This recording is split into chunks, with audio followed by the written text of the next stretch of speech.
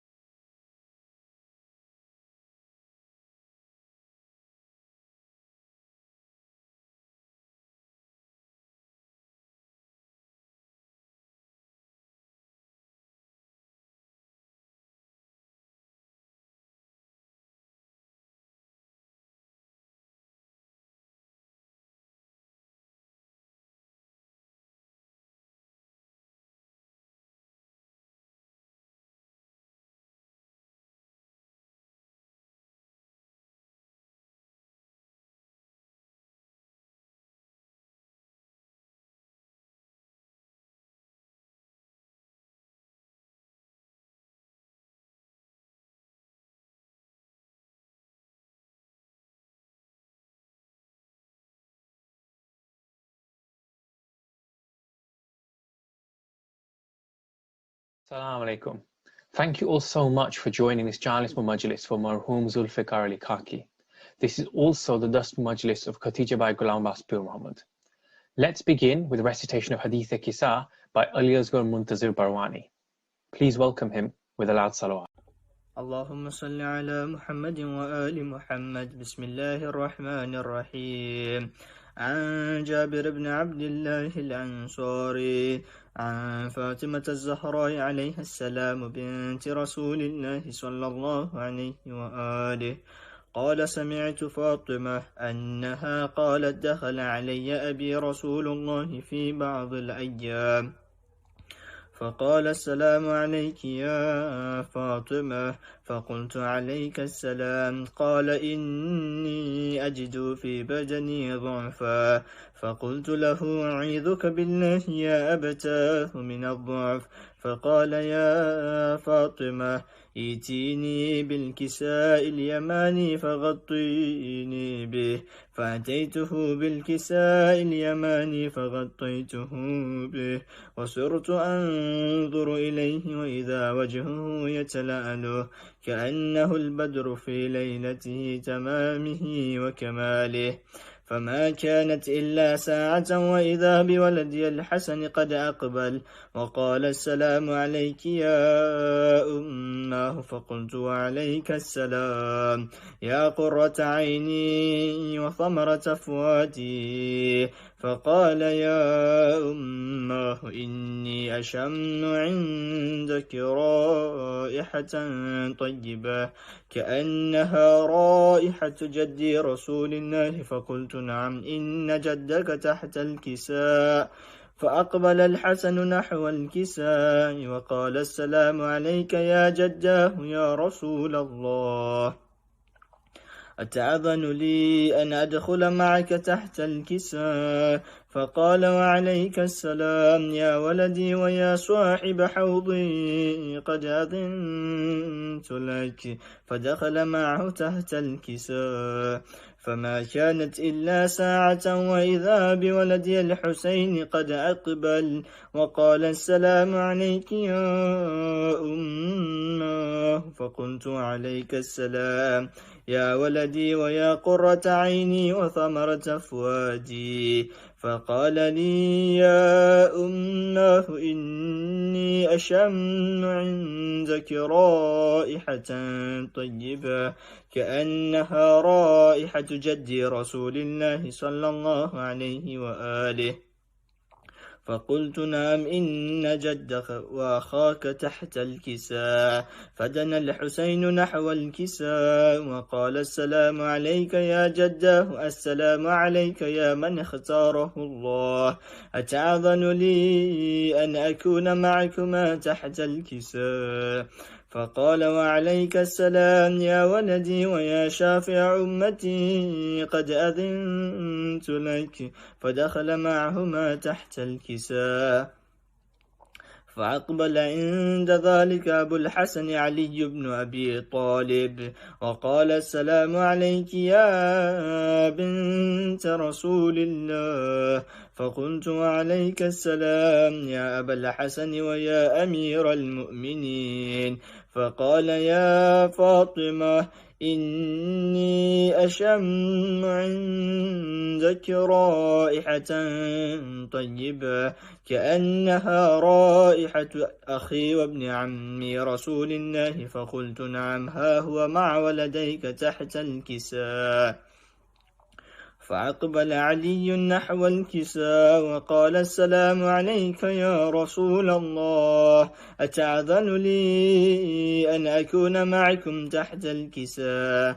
قال له وعليك السلام يا أخي ويا وصي وخليفتي وصاحب لوائي، قد أذنت لك. فدخل علي تحت الكساء. ثم أتيت نحو الكساء وقلت السلام عليك يا أبتاه يا رسول الله، أتأذن لي أن أكون معكم تحت الكساء؟ قال وعليك السلام يا بنتي ويا بضعتي، قد أذنت لك. فدخلت تحت الكساء. فلما اكتملنا جميعا تحت الكساء أخذ أبي رسول الله بطرفي الكساء وأومى بيده اليمنى إلى السماء وقال اللهم إن هؤلاء أهل بيتي وخاصتي وحامتي، لحمهم لحمي ودمهم دمي، يؤلمني ما يؤلمهم ويحزنني ما يحزنهم. أنا حرب لمن حاربهم وسلم لمن سالمهم وعدو لمن عاداهم ومحب لمن أحبهم. إنهم مني وأنا منهم، فاجعل صلواتك وبركاتك ورحمتك وغفرانك ورضوانك عليه وعليهم، وأذهب عنهم الرجس وطهرهم تطهيرا. فقال له عز وجل يا ملائكتي ويا سكان سماواتي، إني ما خلقت سماء مبنية ولا أرضا مدحية ولا قمرا منيرا ولا شمسا مضيئا ولا فلكا يدور ولا بحرا يجري ولا فلكا يسري إلا في محبة هؤلاء الخمسة الذين هم تحت الكساء. فقال الأمين جبرائيل يا رب ومن تحت الكساء؟ فقال عز وجل هم أهل بيت النبوة ومعدن الرسالة، هم فاطمة وأبوها وبعلها وبنوها. فقال جبرائيل يا رب أتأذن لي أن أهبط إلى الأرض ليكون معهم سادسا؟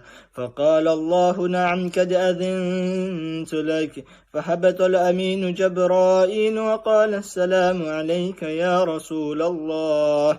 العلي الأعلى يقرأك السلام ويخصك بالتحية والإكرام ويقول لك وعزتي وجلالي إني ما خلقت سماء مبنية ولا أرضا مدحية ولا قمرا منيرا ولا شمسا مضيئة ولا فلكا يدور ولا بحرا يجري ولا فلكا يسري إلا لأجلكم ومحبتكم وقد أذن لي أن أدخل معكم فهل تأذن لي يا رسول الله؟ فقال رسول الله وعليك السلام يا أمين وحي الله إنه نعم قد أذنت لك. فدخل جبرائيل معنا تحت الكساء فقال لأبي إن الله قد أوحى إليكم يقول إنما يريد الله ليذهب عنكم الرجس أهل البيت ويطهركم تطهيرا. فقال علي لأبي يا رسول الله أخبرني ما لجلوسنا هذا تحت الكساء من الفضل عند الله. فقال النبي والذي بعثني بالحق نبيا واصطفاني بالرسالة نجيا ما ذكر خبرنا هذا في محفل من محافل أهل الأرض وفيه جمع من شيعتنا ومحبينا إلا ونزلت عليهم الرحمة وحفت بهم الملائكة واستغفرت لهم إلى أن يتفرقوا. فقال علي إذا والله فزنا وفاز شيعتنا ورب الكعبة. فقال النبي ثانيا يا علي والذي بعثني بالحق نبيا واصطفاني بالرسالة نجيا ما ذكر خبرنا هذا في محفل من محافل أهل الأرض وفيه جمع من شيعتنا ومحبينا وفيهم مهموم إلا وفرج الله حمه ولا مغموم إلا وكشف الله غمه ولا طالب حاجة إلا وقضى الله حاجته. فقال علي إذا والله فزنا وسعدنا وكذلك شيعتنا فازوا وسعدوا في الدنيا والآخرة ورب الكعبة. اللهم صل على. Thank you, Ali Asghar, for that beautiful recitation. We'll now have a recitation of Surah Yasin, the heart of the Quran, by Imran Ali Khaki.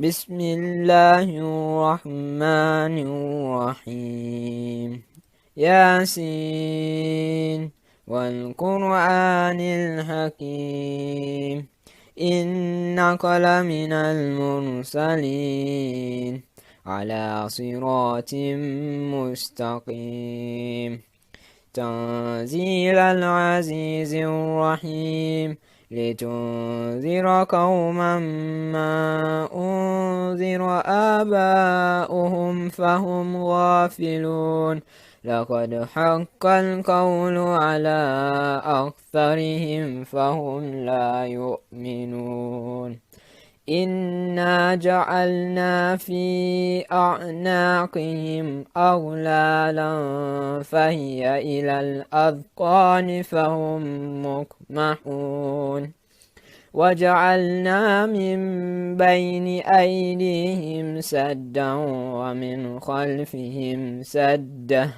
ومن خلفهم سدا فأغشيناهم فهم لا يبصرون وسواء عليهم أأنذرتهم أم لم تنذرهم لا يؤمنون إنما تنذر من اتبع الذكر وخشي الرحمن بالغيب فبشره بمغفرة وأجر كريم. إنا نحن نحيي الموتى ونكتب ما قدموا وآثارهم وكل شيء أحصيناه في إمام مبين. واضرب لهم مثلا أصحاب القرية إذ جاءها المرسلون إذ أرسلنا إليهم اثنين فكذبوهما فعززنا بثالث فقالوا إنا إليكم مرسلون. قالوا ما أنتم إلا بشر مثلنا وما أنزل الرحمن من شيء إن أنتم إلا تكذبون. قالوا ربنا يعلم إنا إليكم لمرسلون وما علينا إلا البلاغ المبين. قالوا إنا تطيرنا بكم لئن لم تنتهوا لنرجمنكم وليمسنكم منا عذاب أليم. قالوا طائركم معكم أئن ذكرتم بل أنتم قوم مسرفون. وجاء من أقصى المدينة رجل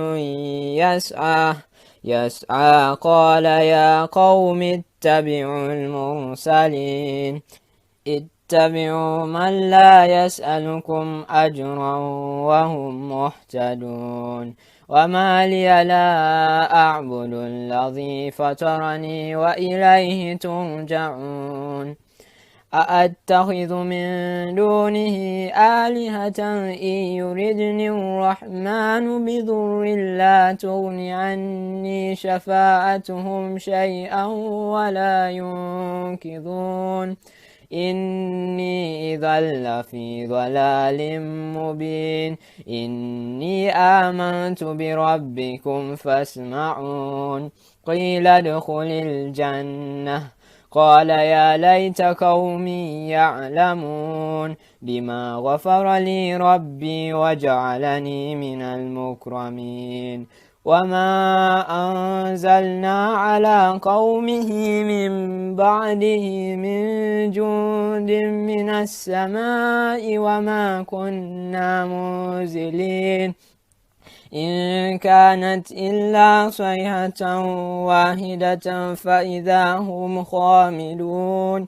يا حسرة على العباد ما يأتيهم من رسول إلا كانوا به يستهزئون. ألم يروا كم أهلكنا قبلهم من القرون أنهم إليهم لا يرجعون. وإن كل لما جميع لدينا محضرون. وآية لهم الأرض الميتة أحييناها وأخرجنا منها هبا فمنه يأكلون. وجعلنا فيها جنات من نخيل وأعناب وفجرنا فيها من العيون ليأكلوا من ثمره وما عملته أيديهم أفلا يشكرون. سبحان الذي خلق الأزواج كلها مما تنبت الأرض ومن أنفسهم ومما لا يعلمون. وآية لهم الليل نسلخ منه النهار فإذا هم مظلمون. والشمس تجري لمستقر لها ذلك تقدير العزيز العليم والقمر قدرناه منازل حتى عاد كالعرجون القديم لا الشمس ينبغي لها أن تدرك القمر ولا الليل سابق النهار وكل في فلك يسبحون وآية لهم أنا حملنا ذريتهم في الفلك المشحون وخلقنا لهم من مثله ما يركبون وإن نشأ نغرقهم فلا صريخ لهم ولا هم ينقذون إلا رحمة منا ومتاعا إلى حين وإذا قيل لهم اتقوا ما بين أيديكم وما خلفكم لعلكم ترحمون وما تأتيهم من آية من آيات ربهم إلا كانوا عنها معرضين وإذا قيل لهم اتقوا ما بين أيديكم وما خلفكم لعلكم ترحمون وما تأتيهم من آية من آيات ربهم إلا كانوا عنها معرضين وإذا قيل لهم أنفقوا مما رزقكم الله قال الذين كفروا للذين آمنوا أنطعم من لو يشاء الله أطعمه إن أنتم إلا في ضلال مبين ويقولون متى هذا الوعد إن كنتم صادقين ما ينظرون إلا صيحة واحدة تأخذهم وهم يخصمون فلا يستطيعون توصية ولا إلى أهلهم يرجعون ونفخ في السور فإذا هم من الأجداث إلى ربهم ينسلون قالوا يا ويلنا من بعثنا من مرقدنا هذا ما وعد الرحمن وصدق المرسلون إن كانت إلا صيحة واحدة فإذا هم جميع لدينا محضرون فاليوم لا تظلم نفس شيئا ولا تجزون إلا ما كنتم تعملون إن أصحاب الجنة اليوم في شغل فاكهون هم وأزواجهم في ظلال على الأرائك متكئون لهم فيها فاكهة ولهم ما يدعون سلام قولا من رب رحيم وامتازوا اليوم أيها المجرمون ألم أعهد إليكم يا بني آدم ألا تعبدوا الشيطان إنه لكم عدو مبين وأن اعبدوني هذا صراط مستقيم ولقد أضل منكم جبيلا كثيرا أفلم تكونوا تعقلون هذه جهنم التي كنتم توعدون اصلوها اليوم بما كنتم تكفرون اليوم نختم على أفواههم وتكلمنا أيديهم وتشهد أرجلهم بما كانوا يكسبون ولو نشاء لطمسنا على أعينهم فاستبقوا الصراط فأنى يبصرون ولو نشاء لمسخناهم على مكانتهم فما استطاعوا مضيا ولا يرجعون ومن نعمره ننكسه في الخلق أفلا يعقلون وما علمناه شعرا وما ينبغي له إن هو إلا ذكر وقرآن مبين لينذر من كان حيا ويحق القول على الكافرين أولم يروا أنا خلقنا لهم مما عملت أيدينا أنعاما فهم لها مالكون وظللناها لهم فمنها ركوبهم ومنها يأكلون ولهم فيها منافع ومشارب أفلا يشكرون واتخذوا من دون الله آلهة لعلهم ينصرون لا يستطيعون نصرهم وهم لهم جند محضرون فلا يحزنك قولهم إنا نعلم ما يسرون وما يعلنون أولم ير الإنسان أنا خلقناه من نطفة فإذا هو خصيم مبين وضرب لنا مثلا ونسي خلقه قال من يحيي العظام وهي رميم قل يحييها الذي أنشأها أول مرة وهو بكل خلق عليم الذي جعل لكم من الشجر الأخضر نارا فإذا أنتم منه توقدون أوليس الذي خلق السماوات والأرض بقادر على أن يخلق مثلهم بلى وهو الخلاق العليم إنما أمره إذا أراد شيئا أن يقول له كن فيكون فسبحان الذي بيده ملكوت كل شيء وإليه ترجعون صدق الله العلي العظيم. Thank you, Miran Ali, for that excellent recitation. We'll now have a recitation of Surah Mulk by Amar Ali Khaki.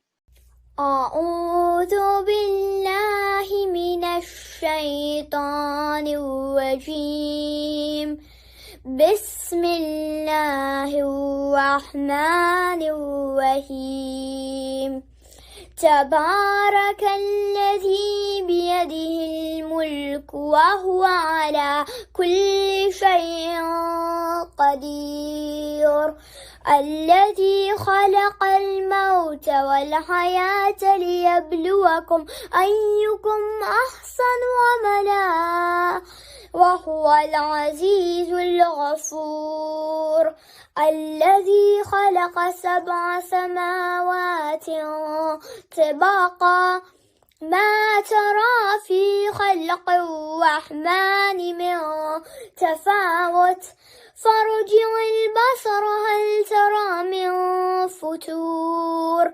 ثم ارجع البصر كرتين ينقلب إليك البصر خاسئا وهو حسير ولقد زينا السماء الدنيا بمصابيح وجعلناها رجوما للشياطين وأعتدنا لهم عذاب السعير وللذين كفروا بربهم عذاب جهنم وبئس المصير إذا ألقوا فيها سمعوا لها شهيقا وهي تفور تكاد تميز من الغيظ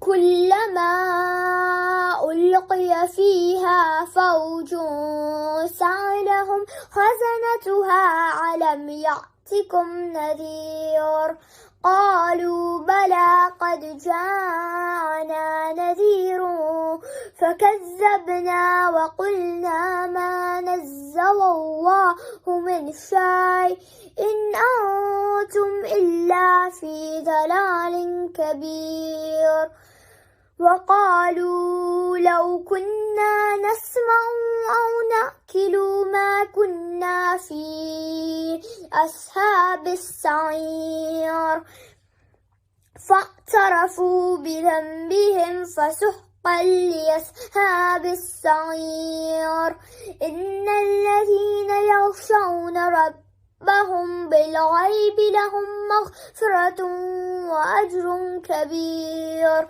وأسروا قولكم أو اجهروا به إنه عليم بذات الصدور ألا يعلم من خلق وهو اللطيف الخبير هو الذي جعل لكم الأرض ذلولا فامشوا في مناكبها وكلوا من رزقه وإليه النشور أأمنتم من في السماء أن يخسف بكم الأرض فإذا هي تمور أم أمنتم من في السماء أن يرسل عليكم حاسبا فستعلمون كيف نذير ولقد كذب الذين من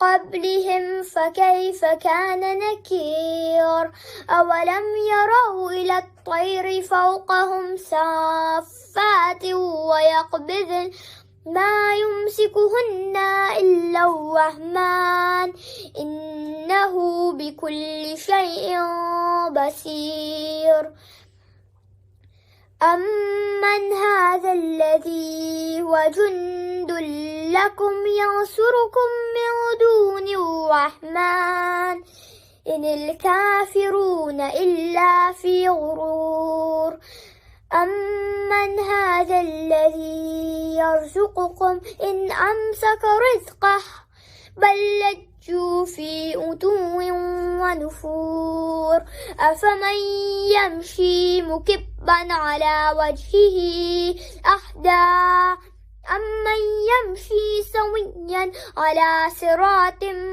مستقيم قل هو الذي أنشأكم وجعل لكم السمع والأبصار والأفئدة قليلا ما تشكرون قل هو الذي ذرأكم في الأرض وإليه تحشرون ويقولون متى هذا الوعد إن كنتم صادقين قل إنما العلم عند الله وإنما أنا نذير مبين فلما رأوا زلفة سيئت وجوه الذين كفروا وقيل هذا الذي كنتم به تدعون قل أرأيتم إن أهلكني الله ومن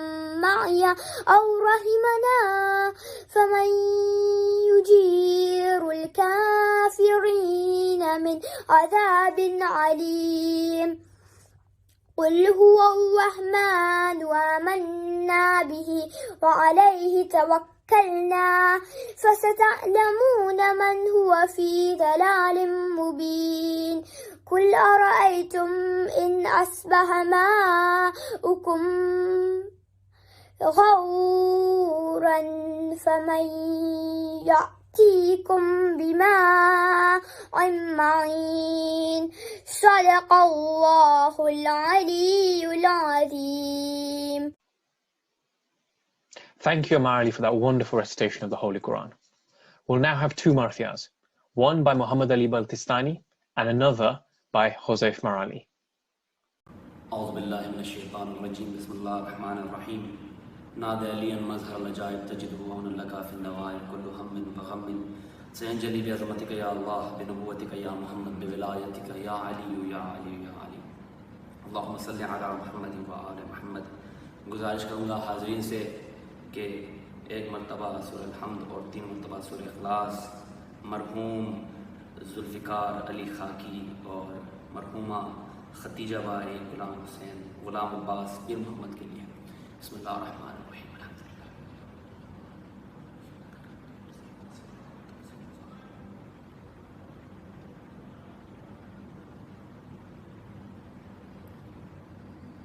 مرحوم آل محمد صلوات.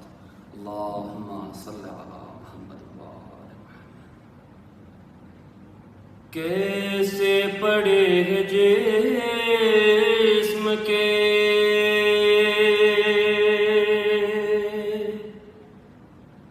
کیسے پڑے ہیں جسم کے ٹکڑے جدا جدا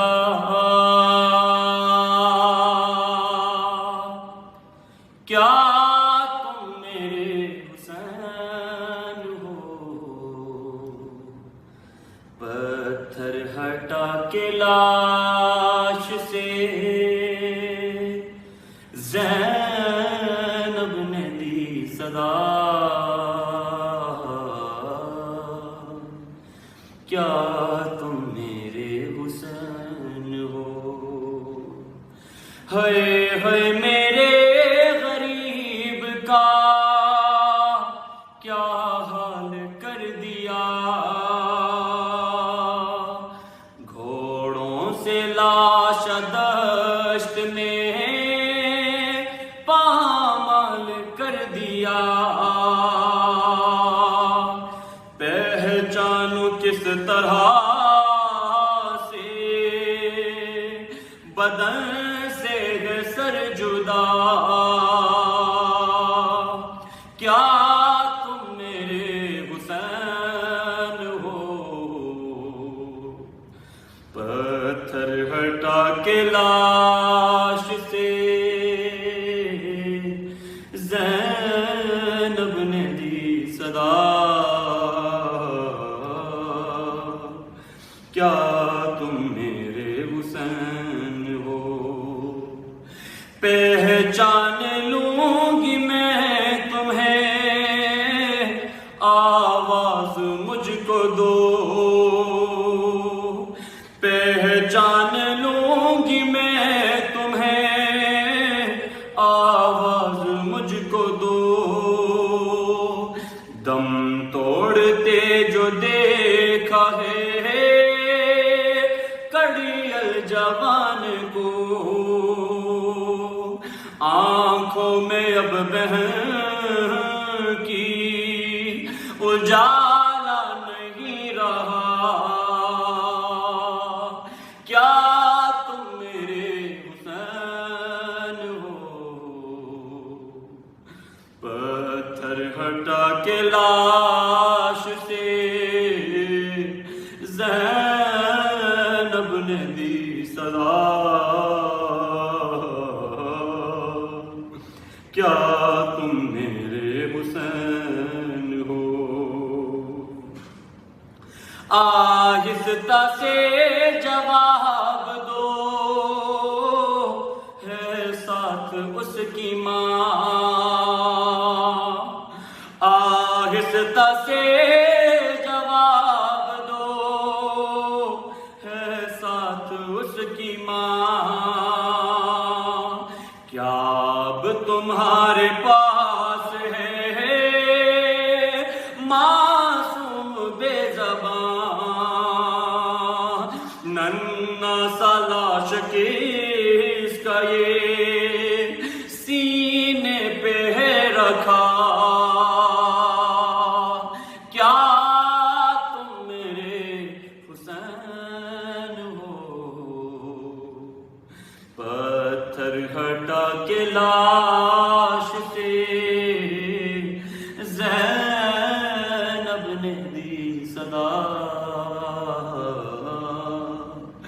کیا تم میرے حسین ہو پہچاننا تمہارے لیے بھی کٹھن ہوا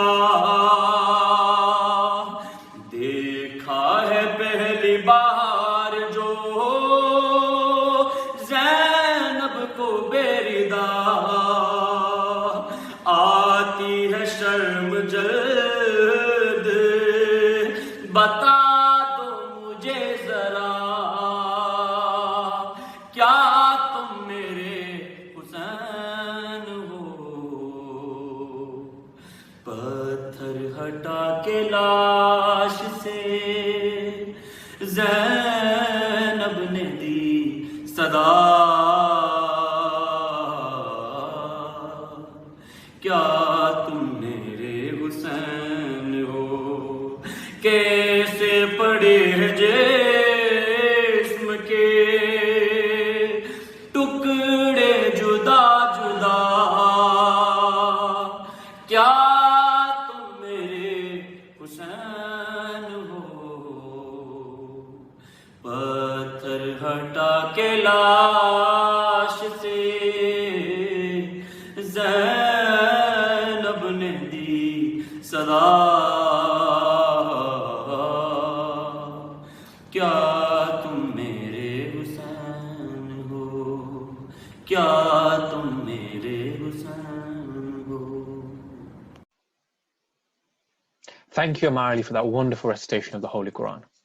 We'll now have two marthiyas, one by Muhammad Ali Baltistani and another by Hosef Marali. اعوذ باللہ من الشیطان الرجیم بسم اللہ الرحمن الرحیم نادى علیاً مظہر العجائب تجدہ عون لک فی النوائر کل ہم فغم سینجلی بعظمتک یا اللہ بنبوتک یا محمد بولایتک یا علی یا علی یا علی اللہم صلی علی محمد و آل محمد. گزارش کروں گا حاضرین سے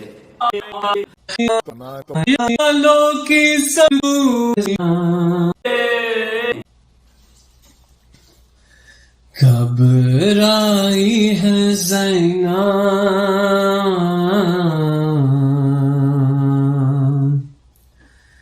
آیا ہے مدینہ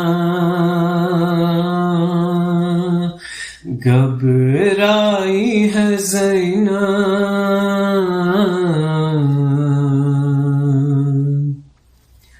آیا ہے مدینہ لبریز ہے غم سے ہر بی بی کا سینہ گھبرائی ہے زینب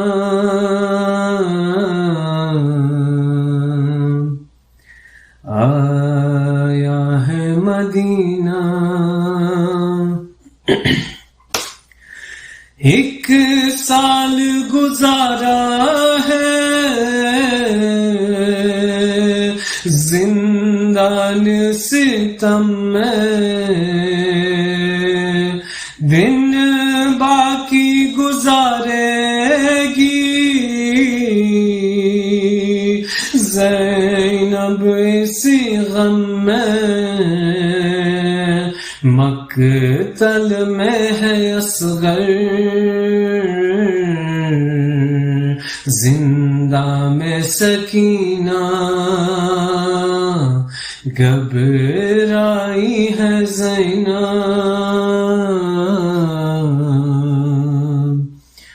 آیا ہے مدینہ اہل مدینہ تو خاموش ہی رہنا زینب سے خدا را تو ایک لفظ نہ کہنا جو سانسیں بچی ہیں کھو دے گی حسینہ گھبرائی ہے زینب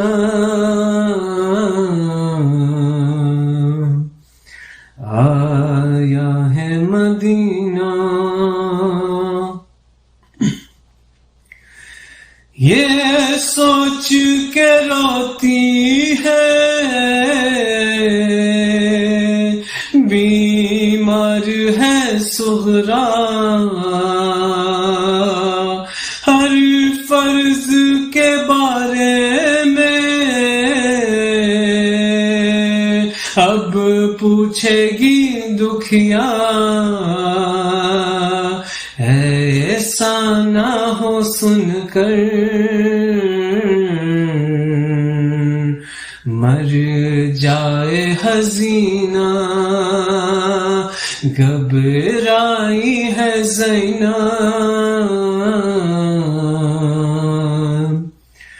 آیا ہے مدینہ ہر بات بتا دوں گی جب پوچھے گی صغرا بالوں کی سفیدی کا بتلاؤں سبب کیا تھا اس سے تو بہتر زندان میں جینا گھبرائی ہے زینب آیا ہے مدینہ جب پرسا مجھے دیں گی سب لوگ وطن کے کس طرح چھپاؤں گی یہ نیلے رسن کے احوال سفر کے دیے کہیں نہ گھبرائی ہے زینب آیا ہے مدینہ ہر زخم سنا دے گا احوال سفر کیا پٹ جائے نہ دل اس کا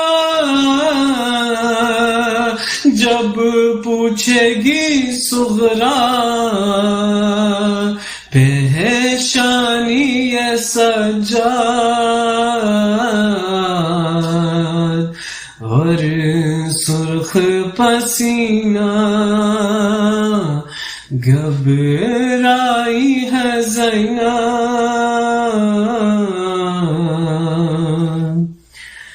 آیا ہے مدینہ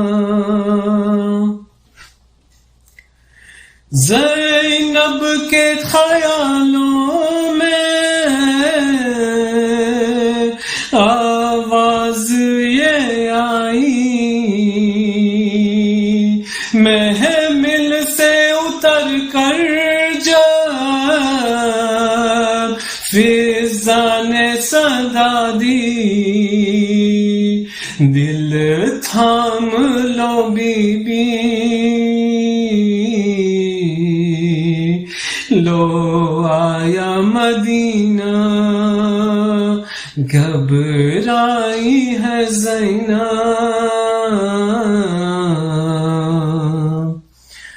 آیا ہے مدینہ گھبرائی ہے زینب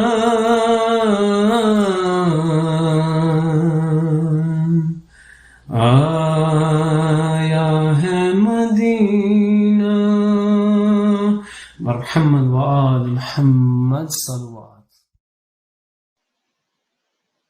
Thank you both for your moving recitations. I'd now like to invite Sayyid Asad Jafri to give us a lecture on the topic, The Life Beyond This World, followed by Noha by Muhammad Abbas Karim. Please welcome them both with a loud salawat. Before I begin, if I may humbly ask all of you to please recite Surah Fatiha for your marhumin and for mine, and for the shuhada of Islam, and specifically for the two people that we are here today to remember, inshallah, Marhum Al-Haj Zulfikarali Fida Hussein Khaki, and Marhuma Khatija Bhai Ghulam Abbas Pir Muhammad, please. Al-Fatiha. Bismillah ar-Rahman ar-Rahim. Rahman ar-Rahim. Maliki yawmiddin. An'amta alayhim ghayra maghdubi alayhim.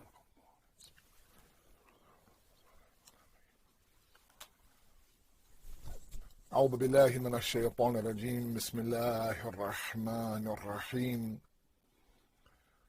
الحمد لله الذي لا يبلغ مدحته القائلون ولا يحصي نعماؤه العادون ولا يؤدي حقه المجتهدون الذي لا يدركه بعد الحمم ولا يناله غوص الفطن.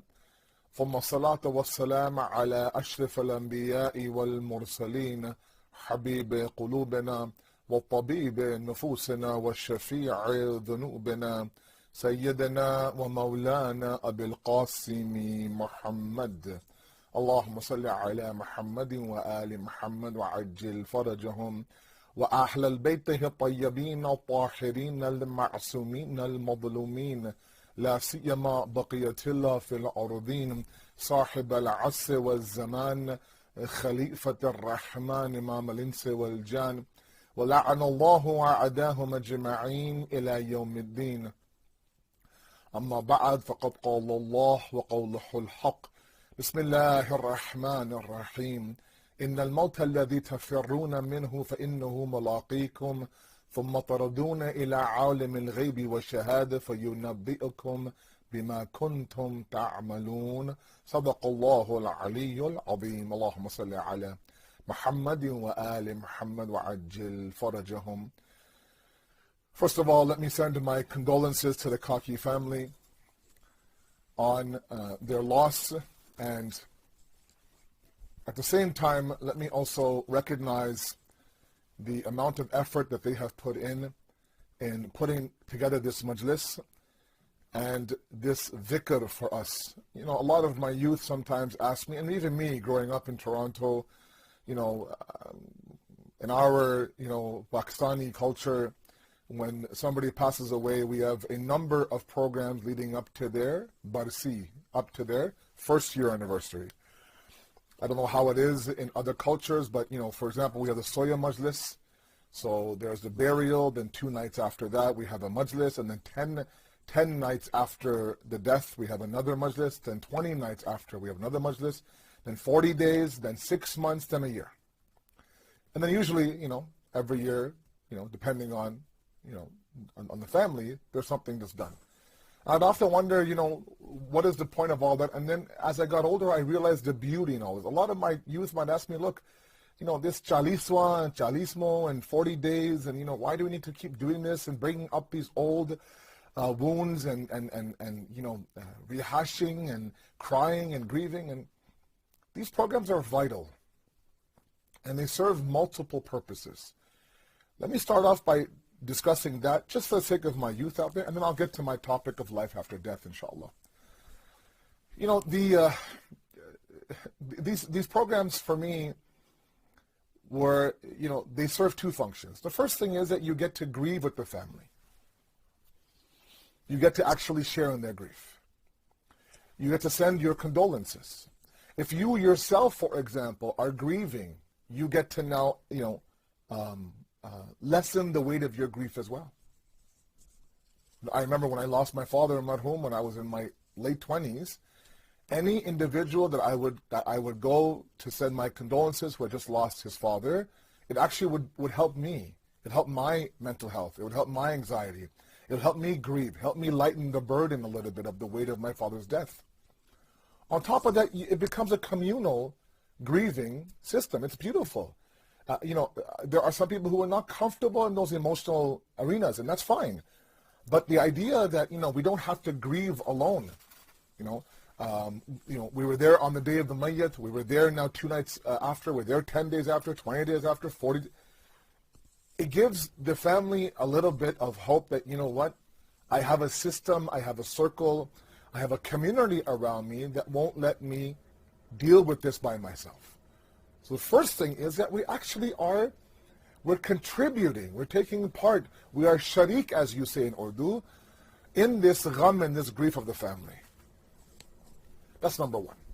Number two, and maybe more importantly, is that if the scholar or the alim or the speaker or the speech does his part or her part, there's always a remembrance and a dhikr of death and the reality of this life. We should always stop and think that while I am here giving my condolences, let's say, to the Khaki family, loss of the father and loss of the aunt, and it's very difficult. One day I should realize that one day there'll be a Chalismo Majlis, a 40th Majlis, that will be organized in my name. There'll be a flyer with my name on it, Marhum beside my name. And maybe for a moment we stop and we realize and we think about our journey. So these are moments of reflection, moments of awakening, moments of reality. They awaken us from the sleep and khab-e ghaflat, as they say in Farsi, this sleep of negligence. We become heedless a little bit to the reality of our life. We become engrossed and we become completely ingrained in this perishing world. Kullu man alayha fan. Everything will perish. What will remain, وَيَبْقَى وَجْهُ رَبِّكَ ذُو الْجِلَالِ وَالْإِكْرَامِ. What will remain is the wajh and the essence of your Lord, Surah Rahman says. And so these are important programs. And I, for lack of a better word, I recognize the families who put together so much effort, like the Khaki family has, to make sure that, the marhum, both of the marhumin now are properly recognized, number one, and they are given their due respect. And so please let's not question why we're doing this. In fact, we should be honored and blessed that there is such a grieving process available to us. And really, what better way for us to grieve than take our drop of grief and drop it in the ocean of the grief of the Ahlul Bayt. The masa'ib of the Ahlul Bayt, the masa'ib of Abu Abdullah al-Hussein, the masa'ib of Sayyidah Zainab salamullah alayha, all of these things are tiny little miracles for us. They actually are healing agents for us. That when we think about the loss of our father, we think about, fine, we'll grieve about our father, we'll think about the good times, we'll think about the fact that now to live my life without him, but my heart goes towards Imam Sajjad. That right now, the sons of this marhum, the kids of this marhum right now, the children of Zulfikarali marhum, are, easily now grieving for him. No one is there whipping them, no one there is stopping them. But you come to our fourth Imam, and he couldn't even stop and bury his father, let alone grieve for him. And so these are important programs. And our youth have to recognize, and our kids have to recognize that these are healing programs. Now, there's been a flyer floating around. I think most of you got the flyer. We're talking a little bit about life beyond death. And I'll tell you what my approach will be. The verse I read for you in the khutbah from Surah Jum'ah, where Allah subhanahu wa ta'ala describes death as a mulaqat. It's one of the most beautiful examples I find for death. Death has been described as many things in the Quran, as a creation of Allah, الَّذِي خَلَقَ الْمَوْتَ وَالْحَيَاةِ in Surah Mulk. Or it's been, compared to as a taste, right? ذَائِقَةُ الْمَوْتِ, you'll have this dhawq of death, this taste of death.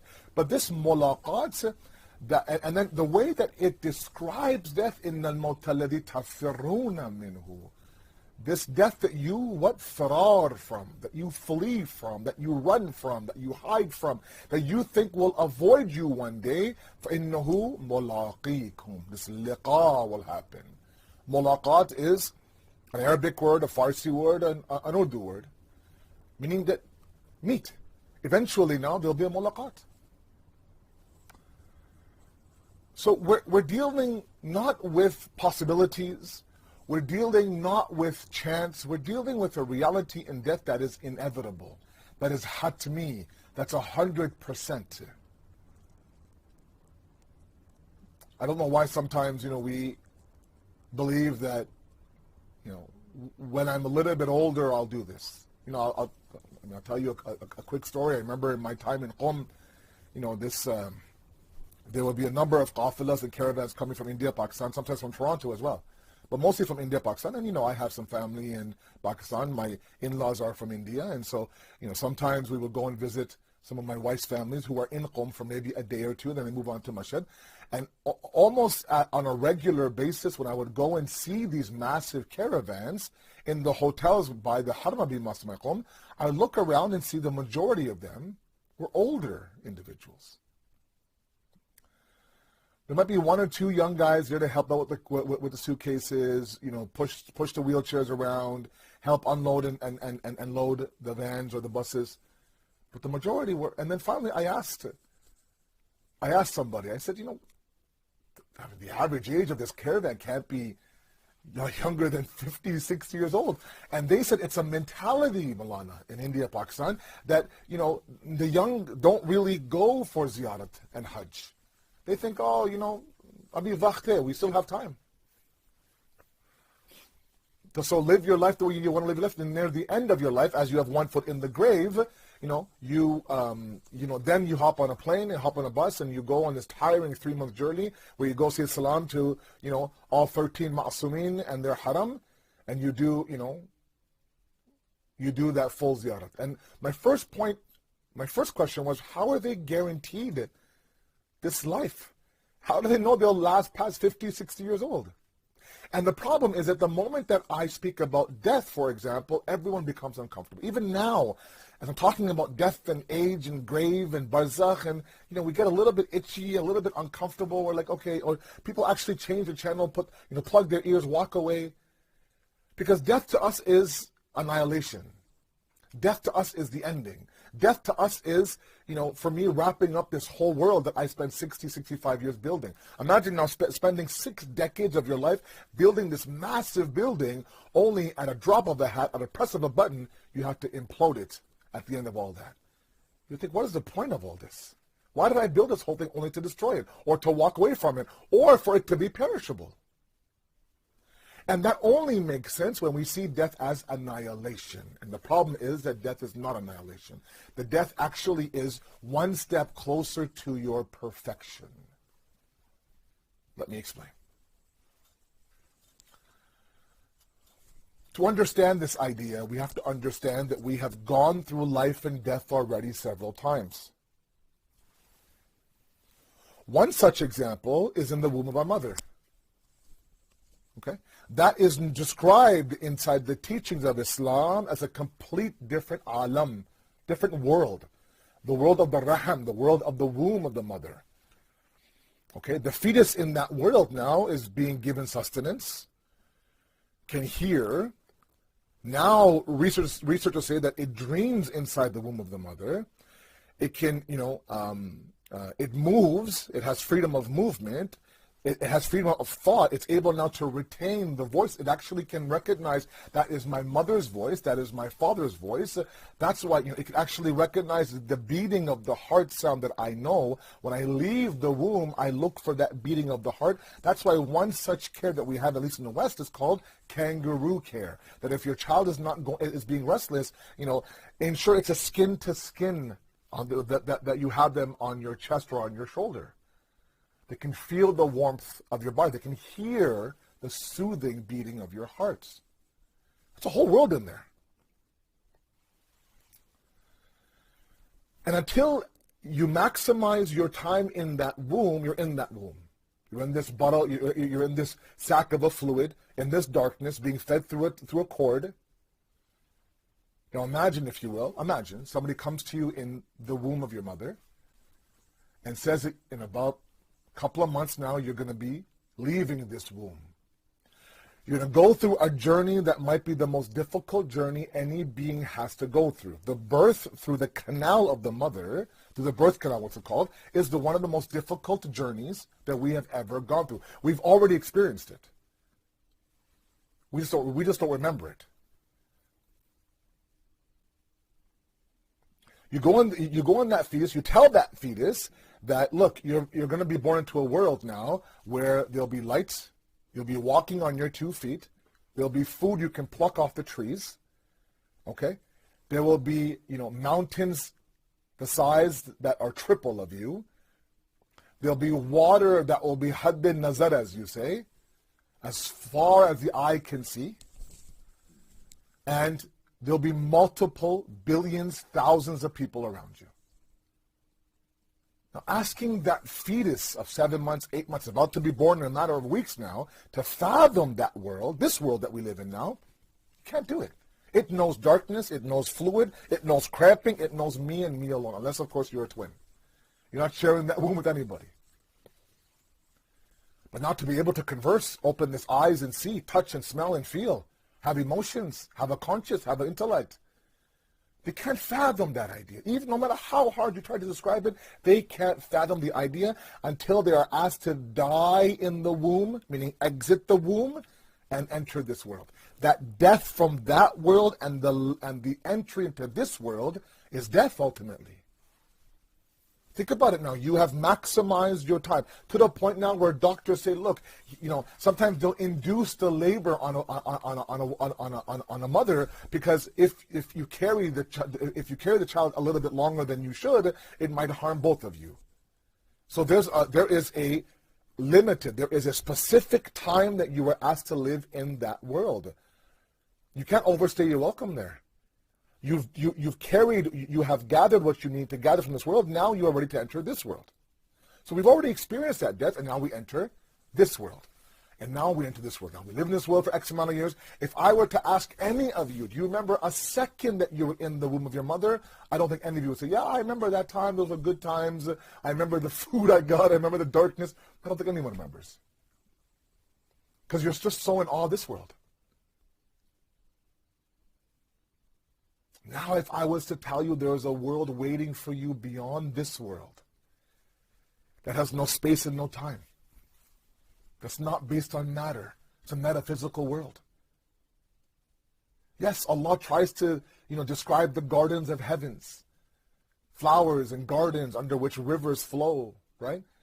Surah Al-Waqi'ah has these precise examples of milk and honey, reclining chairs, the best of meat, people serving you hand and foot, people fanning you, for example, not a care in the world, serenity, calmness, sukoon, jannat. And as hard as we try to fathom that world, we can't. So many people ask me after they lose their marhumin, Maulana, tell me, where is my father right now? Can he hear me? Can he see me? Like, I can't, is he in a physical world somewhere? And we can't fathom that world the same way the fetus can't fathom this world. And when we exhaust our time in this world, then we move on to that world. Just like the move from the fetus to this world was not annihilation. In fact, it was one step higher. Now, imagine you yourself, what you're able to do, what you're able to achieve, how you're able now to live in this world is nothing compared to your 9 months, 8 months, 7 months inside the womb of your mother. It's not comparable. It's a step up. It's a promotion.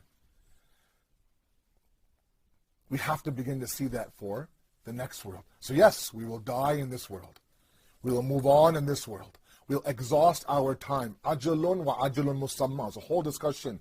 Time and preordained time. Now, I don't want to go down this route of, is my death date written? Can it change? Can it not change? Who knows? What acts? Those are all a different discussion altogether. It's not the topic at all. The topic is trying to get to that world that, number one, we can't fathom. We can't fathom it.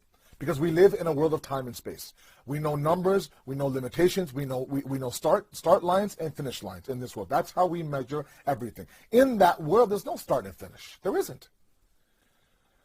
But it is hatmi, it's 100%. It's going to happen. Just like you had to be born out of the womb of your mother, we are going to have to leave this world for the next, but not in the sense of annihilation.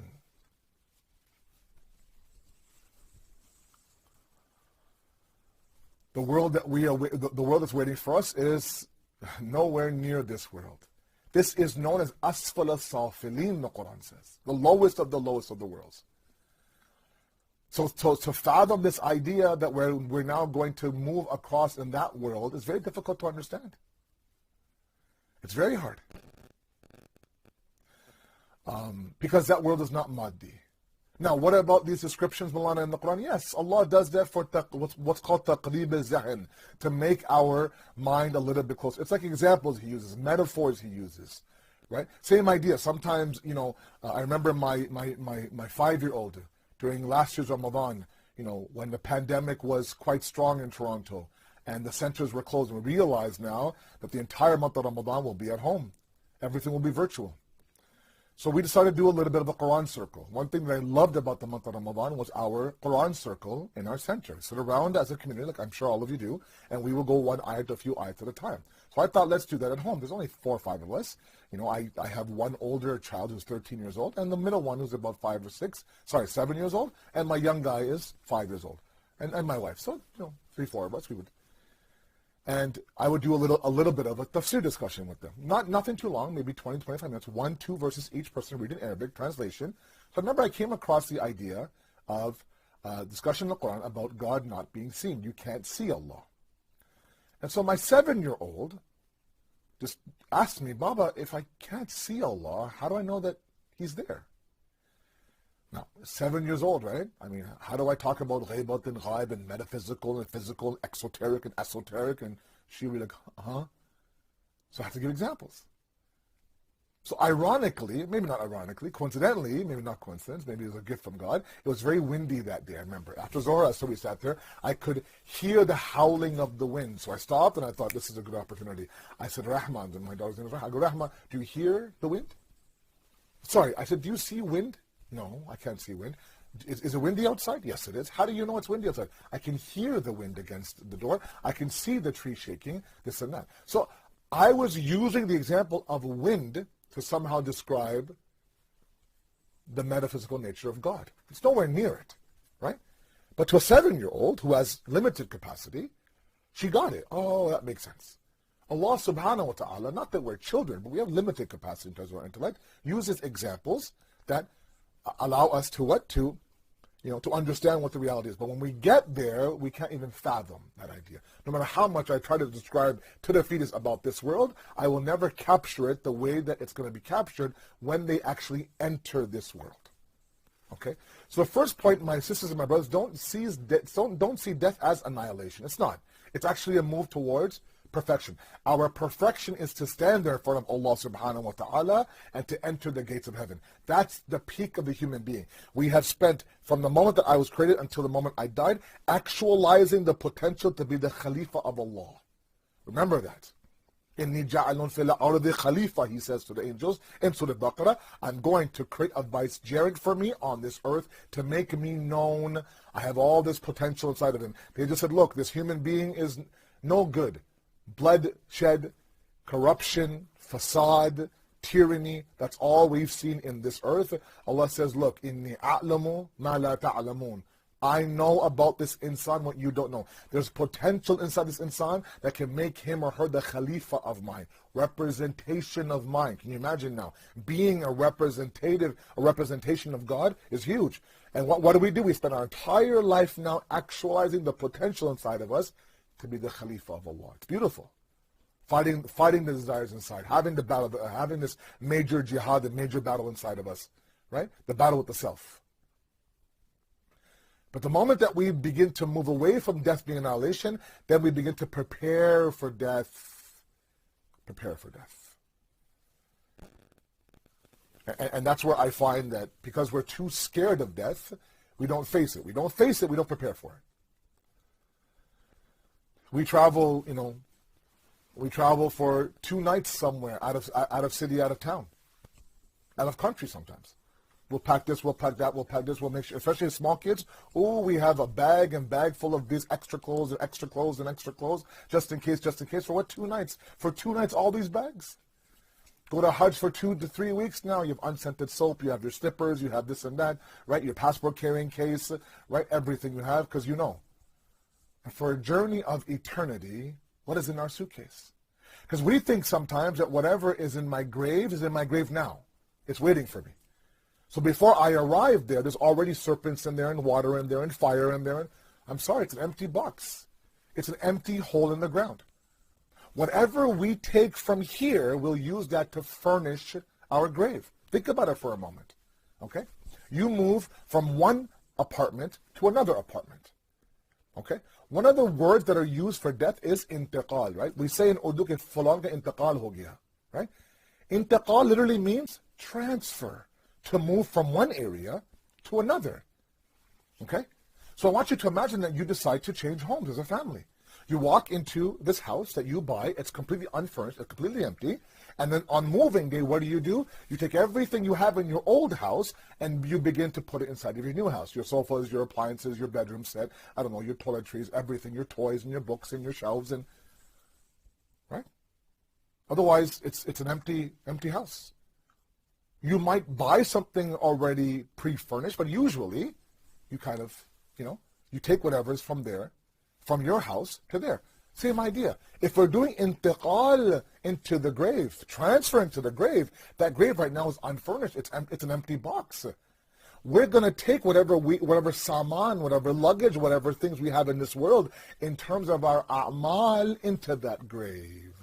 Begin to furnish our grave. If we have fire in this world, if we've done nothing but gamble and alcohol and zina and sin and backbiting and lying, all those things will be used to furnish our graves. It'll be a difficult place to live in. But if we have taqwa and piety and good family relationships and love of the Ahlul Bayt and salat and Quran, all that will be used to furnish my grave. It'll be a very joyous place to be in.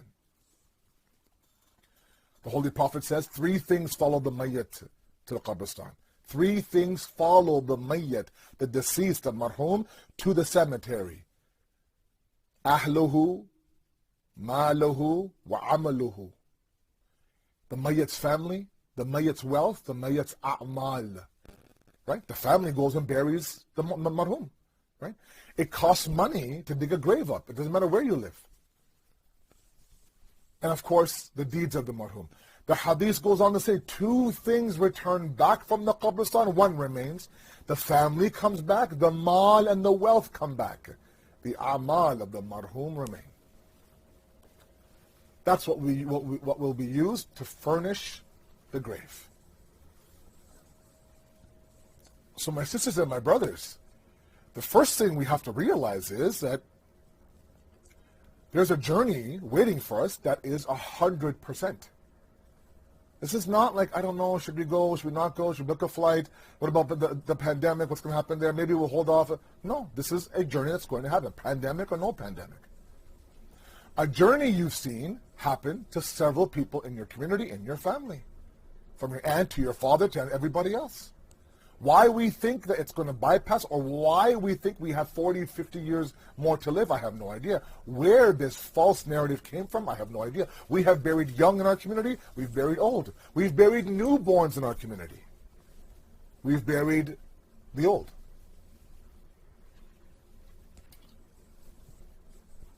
So I want all of you to ask yourself, I'll ask myself, in the suitcase that I'm going to take with me for my eternity, what is in my suitcase? Have I packed anything? I remember there was one person in our Hajj group. I did Hajj in 2016. There was one one member of our group who lost her luggage. The suitcase never showed up. She had nothing but the purse on her shoulders. Nothing. And she just, what am I going to do? To arrive at your destination with nothing in your hands and to think, oh, something will happen. She had to start from scratch. So we all helped her. We all went out. We got unscented soap. We got some slippers. We got some ihram. It was a woman. We got, this and that and this spray and that spray and extra clothes. But it was a difficult task. And it was done by a community. In the grave, there's going to be nobody there. It's a mulaqat between you and your Lord. Have we packed for this journey?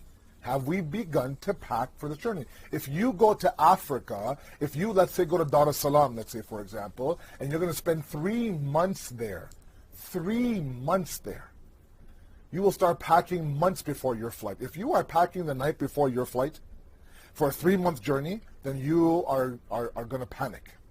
Okay? 90 days in one country is not easy. You have to pack pretty much everything possible, from your meds to your chargers to your clothes to etc. You might even have to do some extra shopping. What about a journey that's eternity? What about an eternal journey? When should we start packing for that? Okay? Now, the question is, what do we pack? What do we pack? Right? I'm going to Dar es Salaam, for example. I went to Dar for Marhum 2 years ago. First time in Dar, it was an amazing experience. I was there, the Jamaat invited me, I went for 12 days, Mahfali Abbas, everything. It was a beautiful, beautiful experience for me. I start to pack for Dar es Salaam. I look at the weather, I think, whoa, it's hot in Dar right now. So I pack my winter boots, I pack my winter clothes, I pack my winter gloves, I pack my winter hat, I pack my scarf, I pack my thick sweater, and then I take Canadian dollars. Okay? And I arrive. All right, I'm here. I'm packed, ready to go. You're packed, that's fine. When we open the suitcase, everything is useless. It's not what's needed here. Hatta even your currency, you have to go and find out somebody on the street to convert your currency. Get ripped off, a horrible rate, blah, blah, blah. Right? And somebody will ask you, did you not study or research where you're going? Did you not find out that this is hot weather and this is the currency here, and even though the dollars might have more value where you are, for example, doesn't fly here? If you go to a local place and you try to get some F.Khaki or you try to get, this and that, if you give them some Canadian dollars, they're like, look, I don't care where you're from, that won't fly here. I need the local currency. The hereafter also has currency. The world that is waiting for us also has certain things that will be useful there. The same way that a winter jacket, a winter hat, a winter gloves will be useless in Dar es Salaam is the same way that our fame, our fortune, right? A little bit of recognition, our ego, our nafs, our self-conceit, all that will be useless in the hereafter. What will work there is taqwa. It's good akhlaq, your amal, your worship, your sincerity, how good you were with your family, how well did you donate, you look after the orphans, did you help the masjid build itself? Did you raise pious children? Were you good to your wife or not? Did you look after your parents? That's all what? Currency there. That's the stuff that you need to buy what you need to buy in the hereafter. I'm sitting there, I want to buy something, I want to buy a toy for my kids. They can say, wow, this is from Dar. My dad went to Dar es Salaam and he got this for me. So yeah, I did. But I don't have the currency for it. I want to go there, I want to buy the mercy of Allah. I want to buy the forgiveness of Allah. I want to buy the acceptance of my a'mal. And I have backbiting, gossip. I'm horrible to my parents. I was a tyrant of a husband, wasn't good with my kids, never involved in my community, never looked after my family, didn't work hard for my family, didn't worry about my salat, wasn't too concerned about the month of Ramadan. All of those things now that I didn't do, all are rendered useless in the life that awaits us. So my sisters and my brothers, we have to change our mentality. Change the approach. Understand that this world is a bridge. You use the bridge to transport from one area to another. You don't use it to set up shop. Imam Rabi alayhi salatu wasalam says that the world is a bridge. You don't build homes on bridges. That bridge is not meant to hold the capacity of a home. You build, let's say, for example, a 3,000 square foot house made of bricks, and the base of that house is a bridge that can barely hold 10 people. Halfway through the house, the bridge will collapse and your house is gone. Sometimes we begin to build things in this world thinking that it can hold, and meanwhile we're gone. So, the fame and the fortune and the conceit and the egoism, all that we're building, thinking, I can do this, and right under our feet, our base collapses. I've seen it too many times. There's a life waiting for us that's way, way beyond our understanding from this world. Habib says that when the people of the hereafter will be asked, how long did you live in this world? One riwayat says it was nothing but a blink of an eye. One riwayat say that it was one night's sleep. I went to sleep, I woke up, I'm here. All of that now, the blink of an eye, one night's sleep, all of that to sell your soul. All of that now to not worry about the hereafter. We know what the currency there is. We know what I can use to buy and sell the mercy of Allah. We have to begin to do that here. While we are in this world of amal and not in the world of hisab, we have an opportunity. A man comes to our fifth Imam and says, Mawla, please pray for my death. I'm done. I'm tired of this dunya. A lot of you, a lot of us are tired of living in this world. One time I said to my aunt, I said, Khuda aapko lambi hayat de. May Allah give you a long life. Nahi beta, aise dua mat karo, please. Don't pray like that. No. I don't want to live a lambi hayat here. I said, no, auntie. And then I explained this hadith to her. I said, the same thing happened in front of our fifth Imam. He says, don't you dare ask for a quick death. He says, pray to Allah to prolong your life in this world. The longer you are in this world, the more you can earn the mercy of Allah in that world. When the kitab amal is closed, when the book of deeds is closed, you are sitting there now at the mercy of that sadqa jariyah that you left behind. Your awlad, your children, any knowledge you pass by, an orphan you might have sponsored, a school you might have built, a well you might have dug, but the majority of your book is closed. You had your opportunity. We'll beg Allah, please send us back for one more day. One more day. The Quran says that you are nothing but a liar. You'll do exactly what you did in this world if I give you one more day back. These are not meant to depress us. These discussions are meant to inspire us, motivate us. Look, change your world of view, understand, take from this world what you need, and move forward. I'm not asking you this world is zero. No, this world has its importance. As Imam Ali says, that so long as a boat is on the water, it's a beautiful hadith and then masaj. So long as the boat is on water, the boat will sail. The moment the water gets inside the boat will sink. Right? He says, so long as we are in this dunya, we'll be fine. We'll travel in this world, we'll live in this world, we'll survive. The moment the dunya gets inside of us, we'll drown. Allah. What a wisdom of Amir al-Mu'mineen. When you realize this reality, sacrifice is not only nothing, but sacrifice becomes beautiful to you. When you see somebody sacrificing the comforts of this world for the pleasure of the next, you actually now end up calling that Jameel. 1,000 salams to you, Bibi Zainab.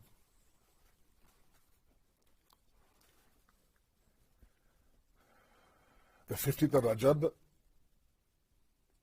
is tomorrow. Sorry, it's today actually. And in some traditions, it is the day of the Shahadat of Bibi Zainab. So a few moments of Masayib, inshallah. You've been very patient with me. May Allah bless you. Allah elevate the Marhum, inshallah.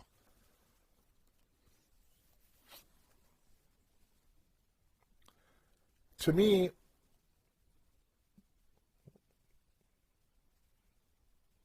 what she went through on the plains of Karbala,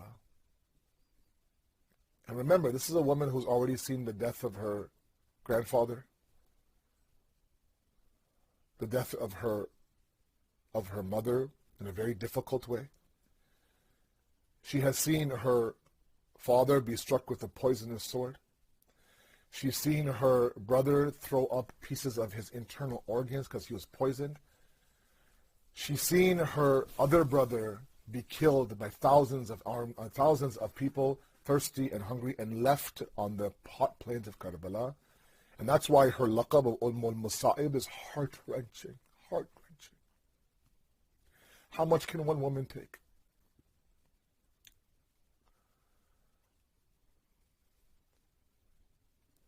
There comes a moment that Imam Sajjad describes in the Darbar of Yazid, in the courtyard of Yazid, that's devastating to even describe, and I'm sorry. When the Ahl Haram were brought inside the courtyard of Yazid, in the presence of Yazid, there was hundreds of men on the balconies. He was sitting on a very high spot in his minbar. Yazid was. the head of Imam Hussein in front of him. He kept striking the lips of Imam Hussein. There in front of him were the women, the children, Imam Sajjad, all sitting there in front of him, tired, grieving. And then Yazid says that I was told that Hussein brought his sister from Medina with him. Was she killed in Karbala, or is she here in front of me? And he was told that, no, Yazid, she was not killed. She's there in front of, she's here in front of you in this crowd. And then he says, I want to speak to her directly. Separate everybody and just let me speak to her directly. I want you to understand these are the women of Ali Muhammad. Imam Sajjad says that the children were removed from us one by one. Removed from us one by one. There came a moment where there were 3 or 4 of us. I did my level best to protect my puppy Amma Zainab. Kulsum was on one side of Zainab. Fizza was on one side of Zainab. I was on one side of Zainab. They removed Fizza. They removed Kulsum. I did my best to protect my aunt Zainab. They kept whipping me and beating me and whipping me and beating me. And then they forced me away. And there came a moment now where my puppy Amma Zainab stood there in the courtyard of Yazid. Hundreds of men now all looking at my puppy Amma Zainab. Yazid's non-Haram eyes looking at the face of Zainab, the same Zainab that would never leave Kufa, the same Zainab where Imam Ali, if he took a trip with her outside of Kufa, he'd wait for the sun to set for him to return back just in case somebody might see her. The same Zainab when Ali was struck with the sword, he would go inside the hujra, the room, he would sit there, he'd be resting. When Hassan and Hussein saw Ali, they began to cry. Imam Ali says, hold on to your tears, be patient, don't cry. But when that door opened and Zainab saw her father for the first time, blood running down his face, she began to cry. Imam Ali looks up to Zainab. When Hussein cried, he said, Hussein, don't cry. When Hassan cried, he said, Hassan, don't cry. But my Mawla, when he saw Zainab's tears, he began to cry himself. Mawla, one tear of Zainab is breaking your heart. Come to the courtyard of Yazid. Your Zainab stands there alone, looking at hundreds and hundreds of men being looked at by the non-Mahram eyes of someone like Yazid.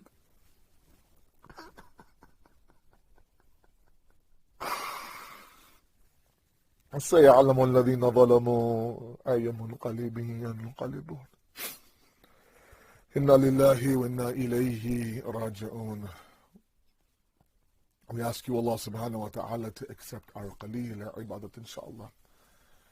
We ask you, Allah subhanahu wa ta'ala, if this majlis earned any of your thawab, to please, inshaAllah, send it to the marhumeen, and to bless the individuals who are in this majlis. We ask you, Allah subhanahu wa ta'ala, those who are inflicted with the coronavirus, be it our equals in humanity, or our sisters and brothers in faith, that Allah, you give them that cure. There are many people who are sick, who are mareez. There are those who need our du'as. If you can please join me in reciting Allah Yujib, inshaAllah, du'a shifa, for those of you who are mareez yourself, who are sick yourself, who are in need of du'as, and those individuals in your family as well, who are in need of du'as. There is, the aunt of the family here, Saira F.Khaki, who right now I believe is also sick. If you can please include her in your du'as, inshaAllah, may Allah grant them all shifa. Please join me 5 times in reciting Amma Yujib. Bismillah ar-Rahman ar-Rahim. Amma yujib al-mustarra idha da'a wa yakshif al-su. Amma yujib al-mustarra idha da'a wa yakshif al-su. Amma yujib al-mustarra idha da'a wa yakshif al-su. أما يجيب المضطر إذا دعا ويكشف السوء أما يجيب المضطر إذا دعا ويكشف السوء يا الله يا كاشف الضر والبلوى. We ask you, Allah, to please cure all those who are sick and all those who are mareed and grant them shifa, inshaAllah. بحق بمار كربلاء. والسلام عليكم ورحمة الله وبركاته. محمد وآل محمد صلوات. اللهم صل على Muhammad wa ali Muhammad wa ajil farajah. Before I begin, can I please request a Surah Fatiha for Marhum Zulfikarali F.Khaki and Marhuma Khatija Bai Ghulam Abbas Pir Muhammad. Al-Fatiha. Bismillah ar-Rahman ar-Rahim.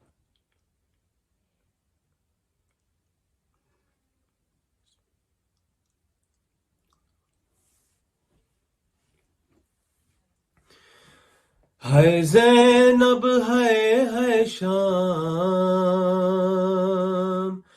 ہے زینب ہے شام، ہے زینب ہے شام، ہے زینب ہے شام، جوں جوں بازار قریب آیا، زینب کو غازی یاد آیا، جوں جوں بازار قریب آیا، ہے زینب زینب کو غازی یاد آیا، ہاتھوں سے یا پھر بالوں سے چہرے کو چھپا لے شہزادی، یہ شام شہر کی گلیاں ہیں، دل تھام لے اے آقا زادی، فضا نے جب یہ بتلایا، زینب کو غازی یاد آیا، زینب کو غازی یاد آیا،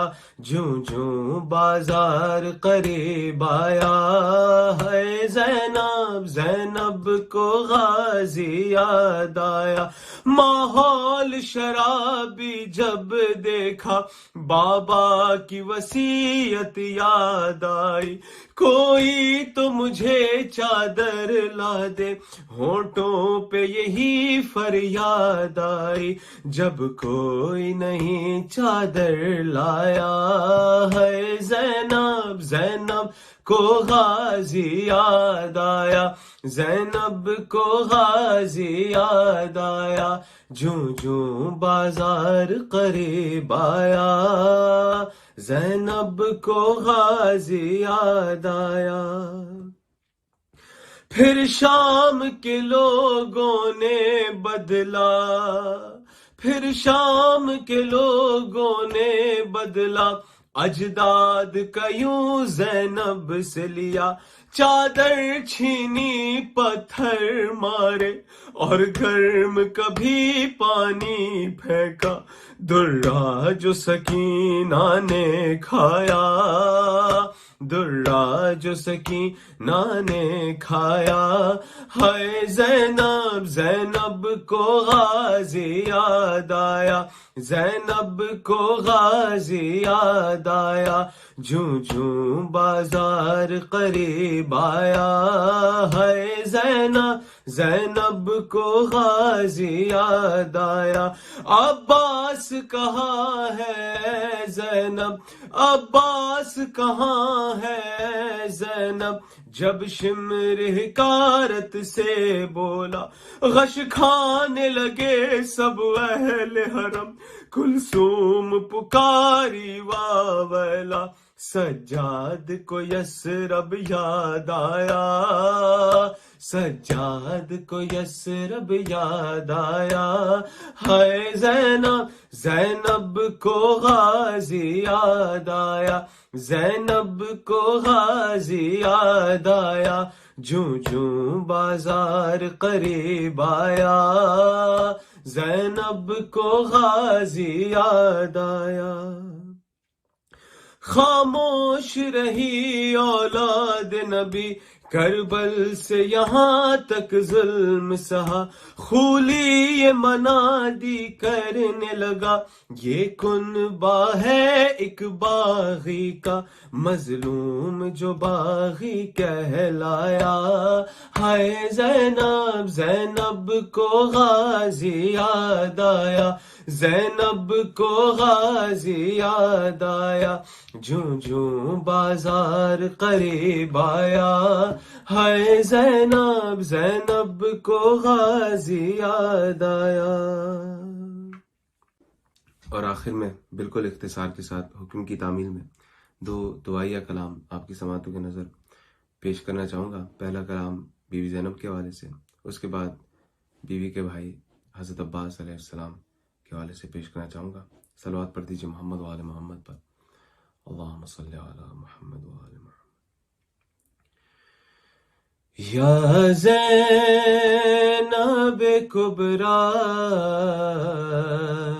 یا زینب کبریٰ، یا زینب کبریٰ یا زینب کبریٰ ہم رنج و مصیبت میں گرفتار ہے بی بی خود دیکھ لو چہرے کو عزادار ہے بی بی ہو ہم کو عطا حضرت شبیر کا صدقہ یا زینب کبریٰ یا زینب کبریٰ ہیں جتنے بھی بیمار عطا سب کو شفا ہو ہیں جتنے بھی بیمار عطا سب کو شفا ہو جو بھی ہوں گرفتار مصائب وہ رہا ہو ہم سب کو زیارت کے لیے شام بلانا یا زینب کبریٰ یا زینب کبریٰ یا زینب کبریٰ یا زینب کبریٰ جو گودیاں محروم ہے اولاد سے بی بی ہو صاحب اولاد بھرے گودیاں سب کی ہو ان کو عطا صغر بے شیر کا صدقہ یا زینب کبریٰ یا زینب کبریٰ ظاہر ہو جو دنیا میں رضا ہو جت آخر تیار ہو ہم نصرت اسلام کی خاطر ہاتھوں میں علم پہ ہو لبیک کا نعرہ یا زینب کبریٰ یا زینب کبریٰ سقائے حرم رکھ لینا بھرم ہم در پہ تمہارے آئے ہیں عباس عباس یا بالفضل العباس تم بھی نہیں ہم کو ٹھکرانا تم بھی نہیں ہم کو ٹھکرانا ہم دنیا کے ٹھکرائے ہیں اب سارے سہارے ٹوٹ چکے ہمیں اپنے پرائے لوٹ چکے اب سارے سہارے ٹوٹ چکے ہمیں اپنے پرائے لوٹ چکے تم اپنی پناہوں میں لے لو تم اپنی پناہوں میں لے لو ہم غم سے بہت گھبرائے ہیں عباس عباس یا بالفضل العباس اشکوں کی زباں پہچانتے ہو جو دل میں ہے وہ جانتے ہو اشکوں کی زباں پہچانتے ہو جو دل میں ہے وہ جانتے ہو ہم کہہ نہیں سکتے تم سن لو ہم کہہ نہیں سکتے تم سن لو بس ہاتھوں کو پھیلائے ہیں عباس عباس یا بالفضل العباس सकाए हरम रख लेना भरम, हम दर पे तुम्हारे आए हैं। बराए ताजील ज़हूर इमाम ज़माना बावज़ बुलंद सलावत अल्लाहुम्मा सल्लि अला मुहम्मद व आले Muhammad. Thank you, Sayyid, for your wise words on such an important topic. Thank you also to Muhammad Abbas for your matam. Please let's remember Marhum Zulfikarali Khaki and Marhuma Khatija Bai Ghulam Abbas Pir Muhammad and all of our Marhumin of those who are gathered here today with the Surah Al-Fatiha. Surah Al-Fatiha.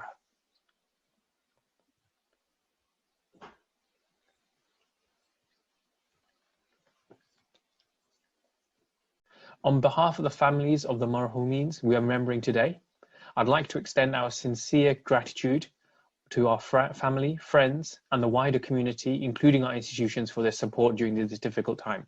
We pray you are all rewarded by Allah subhanahu wa ta'ala amply for your efforts. We'll conclude this program by recitation of Dua Hujjah by Sakina Sabir Ali Hussain and followed by Ziyarat Ashura by Muhammad Ridha Dewji.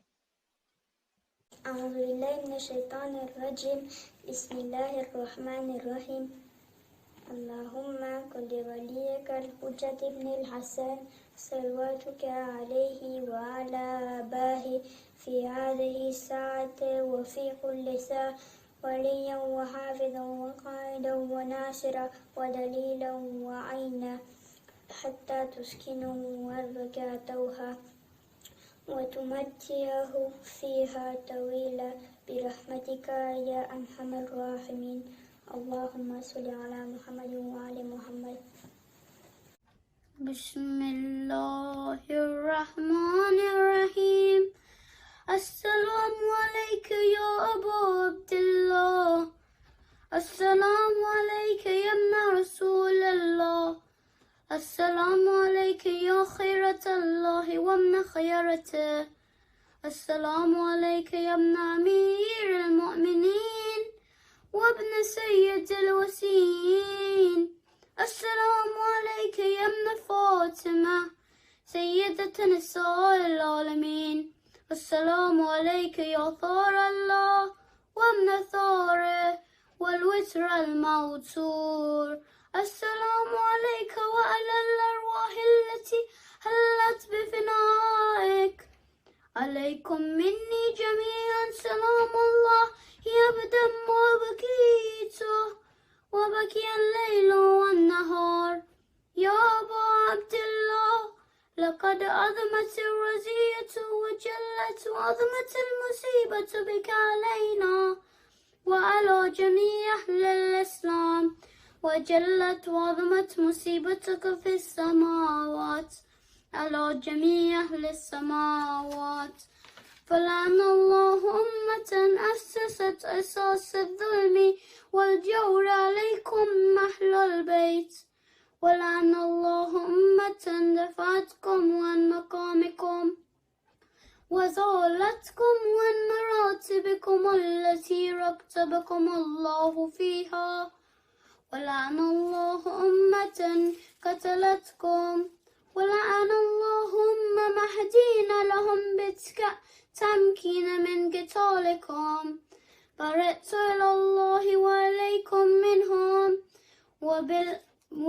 ومن أشيائهم وأتباعهم وأوليائهم يا أبا عبد الله إني سن لمن سالمكم وحرب لمن هاربكم إلى يوم القيامة ولعن الله على زياد وعلى مروان ولعن الله بني أمية كاتبة ولعن الله ابن مرجانة ولعن الله عمر بن سعد ولعن الله شمرا ولعن الله أمة أسرجت وألجمت وتنكبت لقتالك بأبي أنت وأمي لقد عظم مصابي بك فأسأل الله الذي يكرم مقامك وأكرمني بك يرزقني طلب ثارك my mom من منصور